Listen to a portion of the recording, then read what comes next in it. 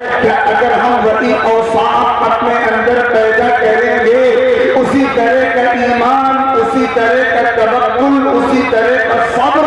اسی طرح کی ثابت قدمی، اسی طرح کا اتحاد، اسی طرح کا جذبہ، اسی طرح کی فکر اگر ہم پیدا کریں گے تو کیا وہ اللہ ہماری مدد نہیں کرے گا؟ اللہ زندہ ہے، قیوم ہے، جاودہ ہے، ازل سے ہے، ابد تک رہے گا، اس کا نظام زندہ، اس کی قدرت زندہ، اس کا حکم زندہ ہے۔ اگر شرائط پوری ہوں گی تو اللہ کی مدد آج بھی اترے گی، یہ یقین ان حالات میں پیدا کرنے کی ضرورت ہے۔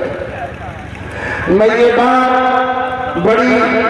توجہ کے ساتھ اور بڑی فکر مندی کے ساتھ آپ کی خدمت میں عرض کرنا چاہتا ہوں۔ مسلمانوں، بزرگوں، جوانوں، بھائیوں، توجہ کے ساتھ اس حقیقت کو سمجھیے،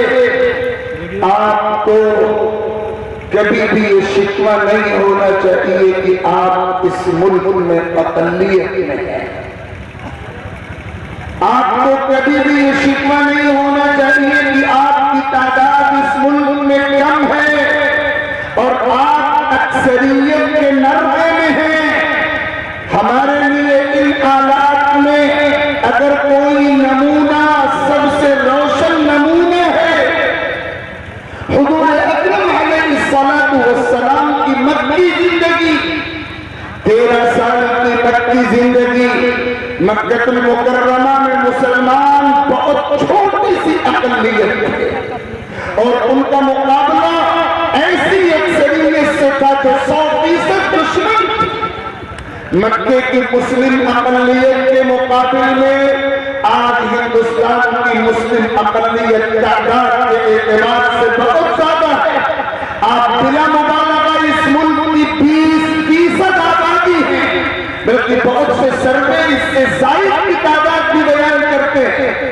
کہاں مکے کے وہ مسلمان جو مشکل سے 1 یا 2% بھی نہیں تھے، ایسی چھوٹی اقلیت، اور کہاں آپ یا 20% ہے۔ اور پھر دوسری بات، مکے کے ان مسلمانوں کا مقابلہ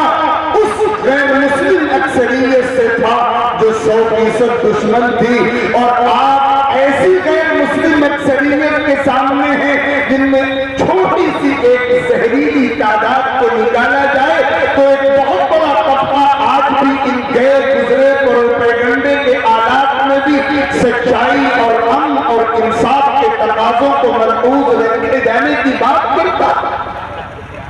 تو جب ان خطرناک آلات میں جب مسلمان بہت چھوٹی سی تعداد میں تھے اور 100% دشمنوں کے سامنے اسی طرح تھے جیسے زبان کا لوتھڑا 32 دانتوں کے درمیان میں ہوتا ہے، جب اس وقت کے مسلمانوں نے اپنی ہمت نہیں ہاری اور اپنے آپ کو مایوس نہیں ہونے دیا اور اپنے مشن سے ایک ذرے کے برابر بھی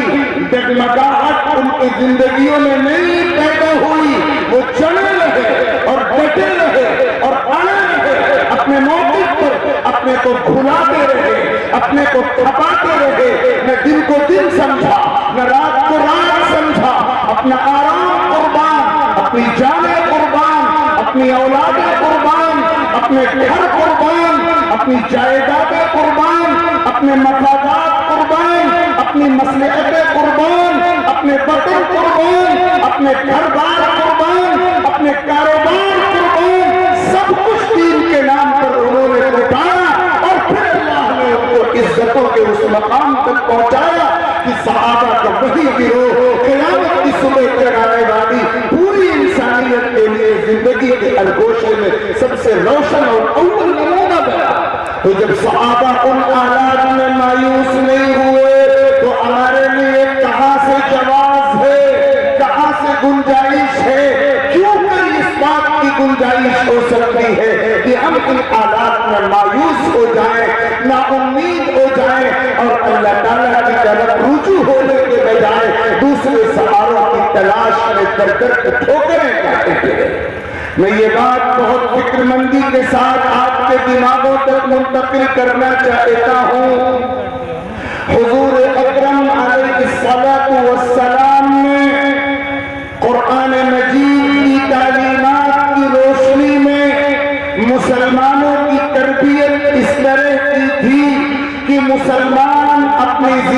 زندگی میں کسی بھی موڑ پر اپنی ہمت نہ ہارے،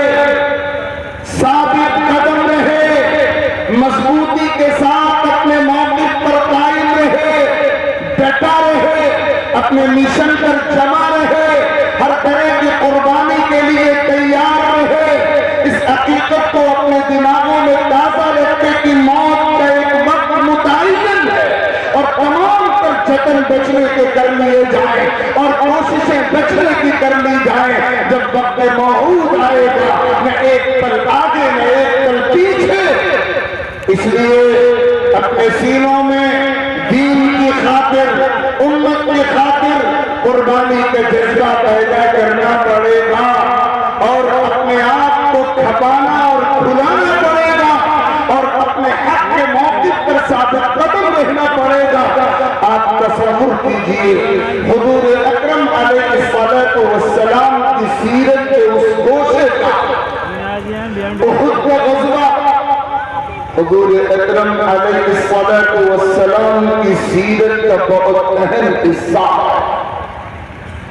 ہجرت کے تیسرے سال شوال کے مہینے میں احد کا غزوہ پیش آیا اور 3000 دشمنوں کا مسلح لشکر مکے سے چلتا ہوا مدینے کے قریب آ پہنچا احد پہاڑ کے دامن میں، اور 750 مسلمان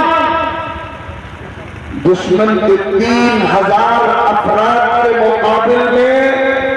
تیار لشکر کے مقابل میں، مسلح لشکر کے مقابل میں 750 مسلمان، اور وہ بھی بے سر و سامان۔ 750 مسلمان ہیں۔ تفصیلی واقعہ ہے، مجھے اس کی تفصیل نہیں عرض کرنی ہے۔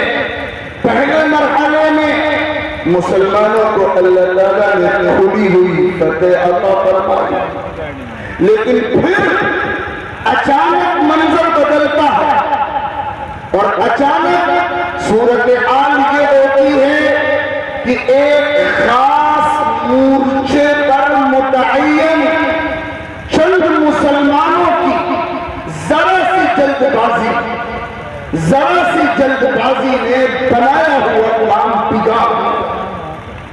جیتی ہوئی جنگ شکست میں بدلی۔ حضور پاک صلی اللہ علیہ وسلم نے اس مورچے پر 50 افراد کو متعین کیا تھا اور یہ حکم فرمایا تھا کہ میدان کا نقشہ کچھ بھی ہو، مسلمانوں کو فتح ملے یا شکست، تمہیں یہ مورچہ کسی قیمت نہیں چھوڑنا ہے۔ لیکن جب پہلے مرحلے میں مسلمانوں کو فتح ملی تو اس مورچے پر متعین اکثر افراد فتح کے نشے میں مست ہوئے، فتح کی خوشی نے ان کو مجبور کیا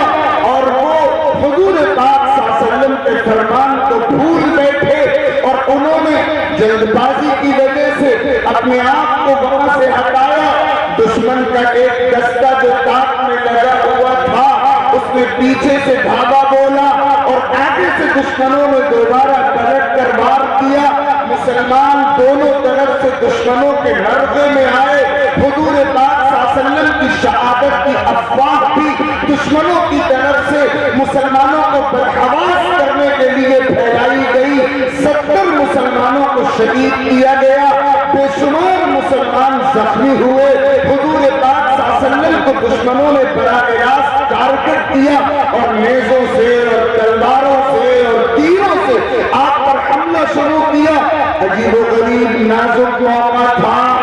جیتی ہوئی جنگ چند مسلمانوں کی جلد بازی کی وجہ سے شکست میں تبدیل ہوئی۔ یہ وہی مسلمان تھے جنہوں نے تقریباً 1 سال پہلے 13 مہینے پہلے بدر کے میدان میں 313 کی تعداد میں ہوتے ہوئے 1000 دشمنوں کو کھلی ہوئی شکست دی تھی، اور اب یہی گروہ مسلمانوں کا شکست کھا رہا۔ جب یہ قافلہ مسلمانوں کا شکست کھایا ہوا قافلہ مدینہ المنورہ لوٹتا ہے۔ آپ غور فرمائیے گا، جب یہ قافلہ مدینہ لوٹتا ہے تو قریب تھا کہ ان کے حوصلے ٹوٹ جاتے، قریب تھا کہ ان مسلمانوں کی ہمتیں جواب دی جاتی، قریب تھا کہ یہ مایوس ہو جاتے۔ اللہ تعالیٰ کو گوارا نہیں تھا کہ اس کے حبیب صلی اللہ علیہ وسلم کے صحابہ کی جماعت جسے قیامت تک کے لیے نمونہ بننا ہے، زندگی کے کسی بھی مرحلے میں مایوسی کی شکار ہو اور نا امیدی میں مبتلا ہو، اللہ رب العزت نے لگاتار ان مسلمانوں کو سنبھالا کرنے کے لیے اور گرتے ہوئے حوصلوں کو بچا کرنے کے لیے اور ہمتوں کو مضبوط کرنے کے لیے اور انہیں طاقت پہنچانے کے لیے لگاتار 70 سے زائد آیتیں سورہ آل عمران میں اتاری گئی اور گفتگو وہاں سے شروع ہوئی جو آیت میں نے خطبے میں تلاوت کی تھی، وَلَا تَهِنُوا وَلَا تَحْزَنُوا وَأَنْتُمُ الْأَعْلَوْنَ إِن كُنتُم مُّؤْمِنِينَ۔ مسلمانوں، اگرچہ تم نے آج شکست کا زخم کھایا ہے لیکن خبردار، ہمت مت ہارنا، غمزدہ مت ہونا، غلبہ تمہارا مقدر ہے اگر اللہ کے دین سے تمہارا رشتہ مضبوط ہے۔ اور یاد رکھو، إِن يَمْسَسْكُمْ قَرْحٌ فَقَدْ مَسَّ الْقَوْمَ قَرْحٌ مِثْلُهُ، اگر آج تم کو زخم لگا ہے تو کل تمہارے دشمنوں کو بھی زخم لگ چکا ہے۔ وَتِلْكَ الْأَيَّامُ نُدَاوِلُهَا بَيْنَ النَّاسِ، یہ تو زمانے کی گردشیں ہیں، اللہ زمانے کو الٹتا پلٹتا عدلتا بدلتا رہتا ہے، اللہ فتح بھی دیتا ہے، اللہ شکست بھی دیتا ہے، فتح بھی امتحان ہے، شکست بھی امتحان ہے۔ اللہ نے تم کو بدر میں فتح دی تھی، یہ بھی تمہارا امتحان تھا۔ آج احد میں تم کو عارضی شکست کا سامنا کرنا پڑا، یہ بھی امتحان ہے کہ کون کھڑا ہے، کون کھوٹا ہے، کون سچا ہے، کون جھوٹا ہے، کون ثابت قدم ہے، کس کے پیر جگمگا رہے ہیں، کون ثابت قدم رہتا ہے، کون ہمت ہار دیتا ہے۔ اللہ تعالیٰ امتحان لے رہا ہے۔ لگاتار 70 آیتیں اتاری گئی، مسلمانوں کے حوصلے کو جمع کیا گیا، ان کی ہمتوں کو مضبوط کیا گیا، ان کے عزائم کو طاقت پہنچائی گئی اور ان کو مایوسی سے نکالا گیا، نا امیدی سے نکالا گیا، امید کا سرا ان کے ہاتھوں میں تھمایا گیا۔ مسلسل لگاتار 1.5-2 سال تک حضور اکرم صلی اللہ علیہ وسلم نے انہی بنیادوں پر صحابہ کی تربیت کی اور ان کو ٹرین کیا، ان کی ٹریننگ کی گئی کہ خطرناک حالات میں وہ بزدل نہ بنے، بے ہمت نہ بنے، پست ہمت نہ بنے، بے حوصلہ نہ بنے، اپنے عزم کو متاثر نہ ہونے دیں، پوری طاقت کے ساتھ اپنے مشن میں لگے رہے۔ اور پھر آپ دیکھیے قرآن کی ان آیتوں کا، قرآن کی ان تعلیمات کا، پیغمبر صلی اللہ علیہ وسلم کی اس 2 سالہ تربیت کا نتیجہ کیا ہوا، رزلٹ کیا ہوا کہ جب خندق کا غزوہ پیش آیا، جب خندق کا غزوہ سن 5 میں ہوا جسے غزوۃ الاحزاب کہا جاتا ہے، یہ وہ غزوہ تھا جس میں پورا جزیرۃ العرب اور تمام کفر کی طاقتیں مشترک طور پر ایک پلیٹ فارم پر اکٹھی تھی۔ جتنی بھی اسلام دشمن طاقتیں تھیں وہ سب ایک جگہ اکٹھی تھی اور مدینے کے یہودی اندر سے مدد کر رہے تھے اور منافقوں کا آستین کا ساتھ بنا ہوا گروہ اندر سے مسلمانوں کو کھوکھلا کرنے کی سازش میں لگے ہوئے تھا۔ 10,000 افراد پر مشتمل دشمنوں کا لشکر آ رہا تھا اور قرآن نے پہلے ہی مسلمانوں کو بتا دیا تھا، إِذْ جَاءُوكُم مِّن فَوْقِكُمْ وَمِنْ أَسْفَلَ مِنْكُمْ وَإِذْ زَاغَتِ الْأَبْصَارُ وَبَلَغَتِ الْقُلُوبُ الْحَنَاجِرَ وَتَظُنُّونَ بِاللَّهِ الظُّنُونَ هُنَالِكَ ابْتُلِيَ الْمُؤْمِنُونَ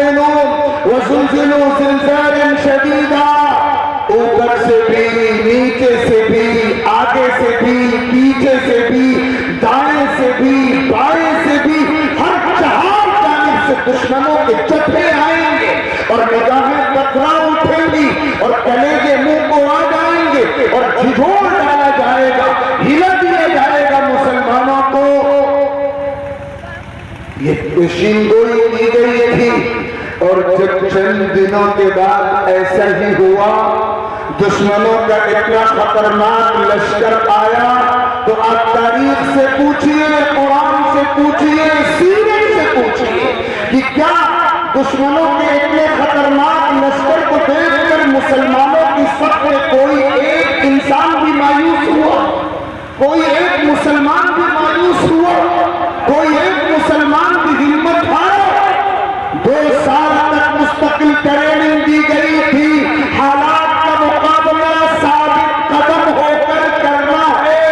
اس ٹریننگ کے نتیجے کیا ہے؟ قرآن بتا رہا ہے وَلَمَّا رَأَى الْمُؤْمِنُونَ الْأَحْزَابَ قَالُوا هَذَا مَا وَعَدَنَا اللَّهُ وَرَسُولُهُ وَصَدَقَ اللَّهُ وَرَسُولُهُ وَمَا زَادَهُمْ إِلَّا إِيمَانًا وَتَسْلِيمًا۔ کہ جب مسلمانوں نے دشمنوں کے یہ لشکر دیکھے تو بے اختیار ان کی زبانوں سے نکلا کہ یہ وہی لشکر ہے جن کا اللہ و رسول نے وعدہ کیا تھا۔ اللہ و رسول کا وعدہ تو سچا ہوتا ہے۔ وہ مایوس نہیں ہوئے، وہ ہمت نہیں ہارے، وہ گھبراہٹ کے شکار نہیں ہوئے، ان کا ایمان بڑھتا چلا گیا، اطاعت کے جذبہ بڑھتا چلا گیا، قربانی کے جذبہ بڑھتا چلا گیا، ثابت قدمی بڑھتی چلی گئی، سرفروشی کے جذبہ بڑھتا چلا گیا، جانبازی کے جوہر بڑھتا اور نکھرتا چلا گیا۔ قرآن کہتا ہے من المؤمنین رجال صدقوا ما عاهدوا الله عليه فمنهم من قضى نحبه ومنهم من ينتظر وما بدلوا تبدیلا۔ مسلمانوں میں بہت سے وہ تھے جنہوں نے اللہ سے قربان ہونے کا جو عہد کیا تھا اس کے دین و مشن کے نام پر اس عہد کو سچا کر دکھایا اور قربان ہو گئے، اور بہت سے وہ ہیں جو منتظر ہیں کہ کب موقع آئے ان کی قربانی ان کے رب کے دربار میں قبول ہو جائے۔ جو عہد انہوں نے کیا تھا اس میں ذرہ برابر بھی انہوں نے تبدیلی نہیں آئی۔ یہ ہے استقامت۔ حضور اکرم علیہ الصلوۃ والسلام نے مشکل حالات میں مسلمانوں کو حالات کا مقابلہ کرنے کے لیے جو تدبیریں بتائی ہیں یا جو ایجنڈا بتایا ہے، جو طریقہ کار بتایا ہے، اس کی سب سے پہلی بنیاد یہی ہے کہ مسلمانوں میں ثابت قدمی پیدا ہو، استقامت پیدا ہو، اپنے مشن کی سچائی پر پورا یقین پیدا ہو، اللہ کی ذات پر پختہ ایمان عطا ہو، اور قربانی کے جذبات کے ساتھ وہ میدان میں آئے، سرفروشی کے جذبات کے ساتھ وہ میدان میں آئے، اور حالات کیسے ہی کیوں نہ ہو جائے دشمنوں کی تیار کرنے، ان کے موقف میں، ان کے جذبات میں، ان کے ایمان میں، ان کے توکل میں، ان کی ثابت قدمی میں، ان کے قربانی کے جذبے میں ذرہ برابر بھی فرق نہ آئے۔ اس پہلے کام کے علاوہ حضور اکرم علیہ الصلوۃ والسلام نے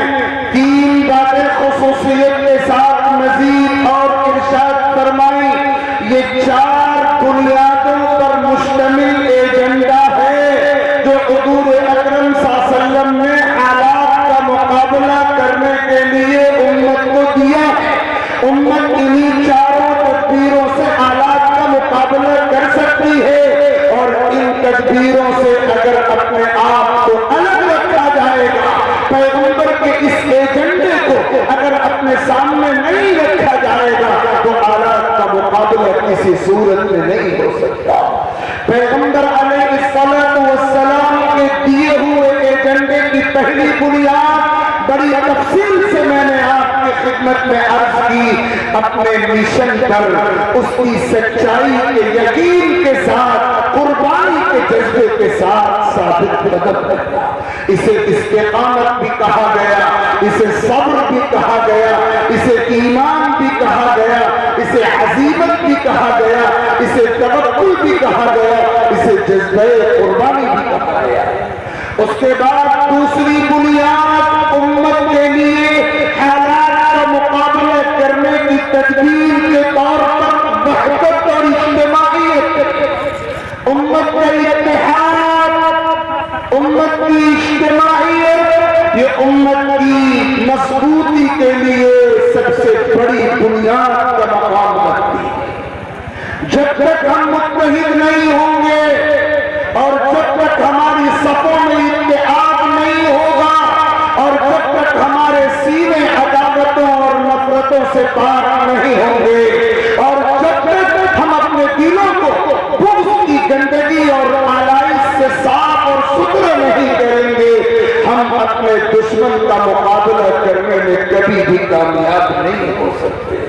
ہمارا تعارف یہی کرایا گیا ہے اور ہماری پہچان اور شناخت یہی بتائی گئی ہے، وَإِنَّ هَٰذِهِ أُمَّتُكُمْ أُمَّةً وَاحِدَةً وَأَنَا رَبُّكُمْ فَاتَّقُونِ۔ تم ایک امت ہو، ایمان اور یقین کے رشتے نے تم کو ایک بنایا، پیغمبر علیہ الصلوۃ والسلام کی غلامی کے رشتے نے تم کو ایک بنایا،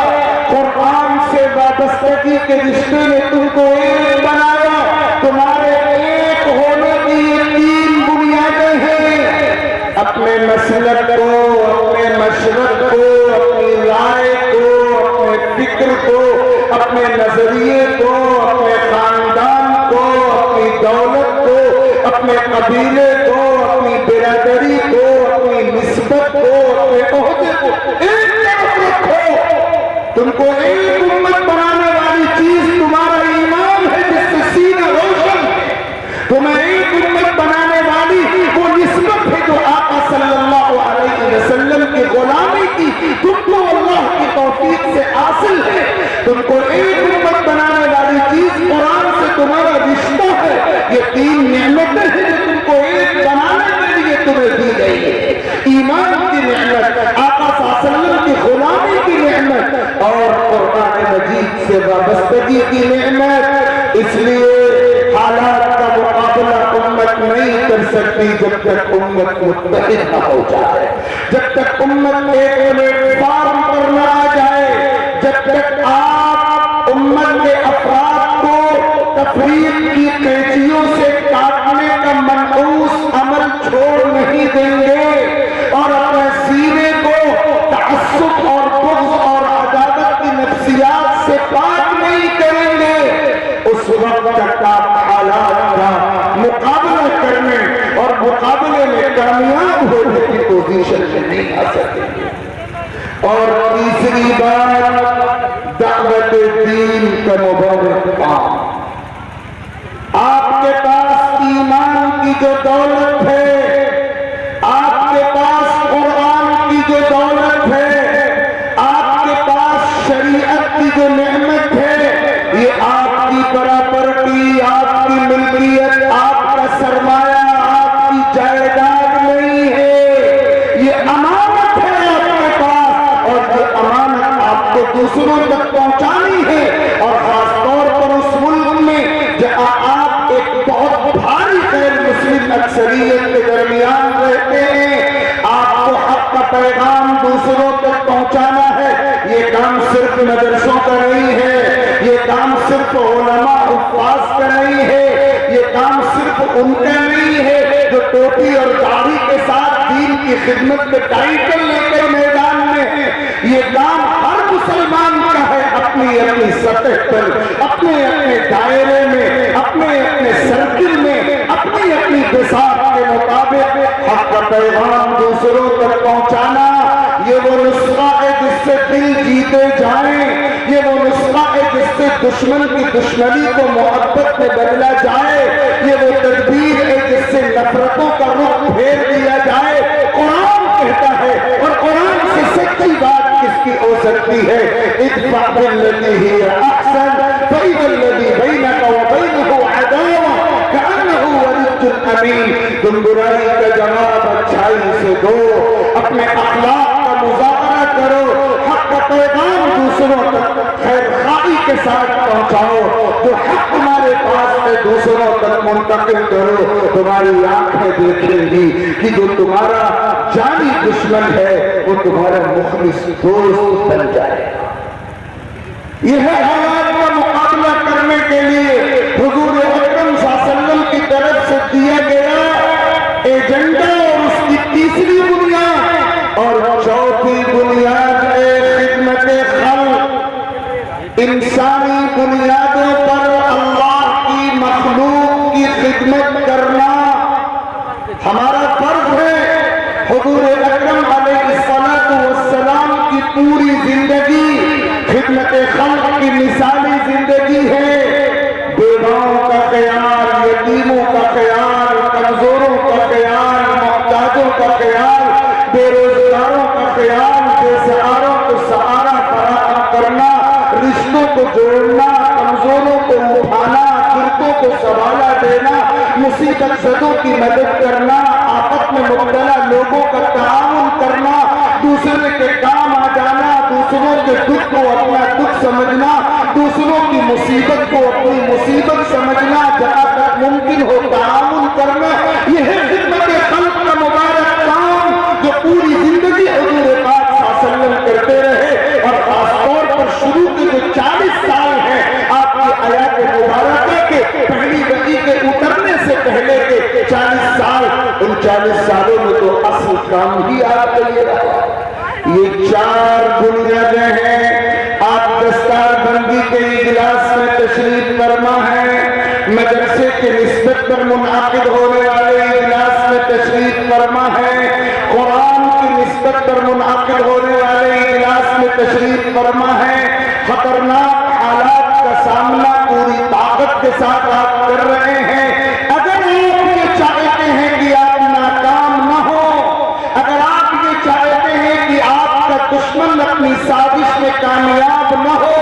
اگر آپ یہ چاہتے ہیں کہ اللہ کی مدد آپ کے حصے میں آ جائے اور آپ اپنی کھوئی ہوئی عزت بحال کرنے میں کامیاب ہو جائیں، تو اسی ایجنڈے پر آنا پڑے گا جو حضور پاک صلی اللہ علیہ وسلم کا دیا ہوا ایجنڈا ہے، جس کی پہلی بنیاد ہے ایمان اور یقین کی مضبوطی کے ساتھ، ایمان کے موقف پر ثابت قدم رکھتے ہوئے قربانی کے جذبے کے ساتھ میدان میں آنا، اور دوسری بنیاد ہے اپنے اتحاد و وحدت و اجتماعیت کی حفاظت، تیسری بنیاد ہے دعوت دین، حق کا پیغام دوسروں تک پہنچانا، اور چوتھی بنیاد ہے اللہ کے بندوں کی انسانی بنیادوں پر خدمت۔ ان 4 بنیادوں پر آنا پڑے گا۔ مدارس کا اصل پیغام یہی ہے، قرآن کا اصل سبق یہی ہے، دستار بندی کے اس اجلاس کی اصل بات یہی ہے کہ ہمارا رشتہ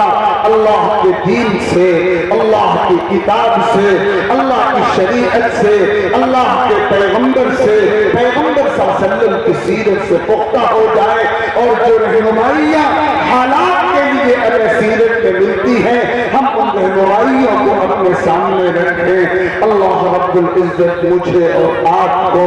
عمل کی توفیق عطا فرمائے۔ میں ایک بار پھر دل کی گہرائیوں سے اس اجلاس کے منتظمین اور اس ادارے کے ذمہ داران کو مبارکباد پیش کرتا ہوں۔ اللہ رب العزت اس اجلاس کو کامیاب فرمائے، اور جو پیغام یہاں سے دیا جا رہا ہے اس کے اثرات دور دور تک منتقل ہوں اور دیر دیر تک باقی ہوں، اور ہماری کامیابی کا پیش خیمہ اور ذریعہ ثابت ہوں۔ وآخر دعوانا ان الحمد للہ۔ جزاکم اللہ، ماشاءاللہ۔